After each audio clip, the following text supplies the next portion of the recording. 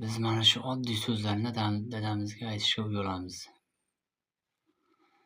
Suyanchig'im tog'dek tirgaksiz, har bir ishda ibrat o'rnaksiz, menga juda keraksiz, sizni yaxshi ko'raman dada.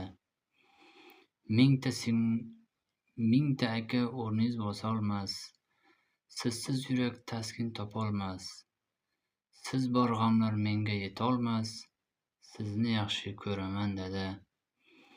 Jon desangiz jonim beraman, ba'zi paytlar ko'p kuydiraman, lekin qattiq hurmat qilaman, sizni yaxshi ko'raman dada. Menga doim kulganingiz muhim, sinamang hech sabrimning kuchin, shukr qildim borligingiz uchun, sizni yaxshi ko'raman dada. Mana shu so'zlarni dadamizga baralla aytishimiz kerak edi. Nega aytolmaymiz shuni? Ayting musofirdagi yurtdoshlarim, yaxshi ko'rishingizni. Aslida dadalar bor, biz bor, barhayot. Ilohim meni kuzatib turgan barchaning dadalarini umrlari uzoq bo'lsin.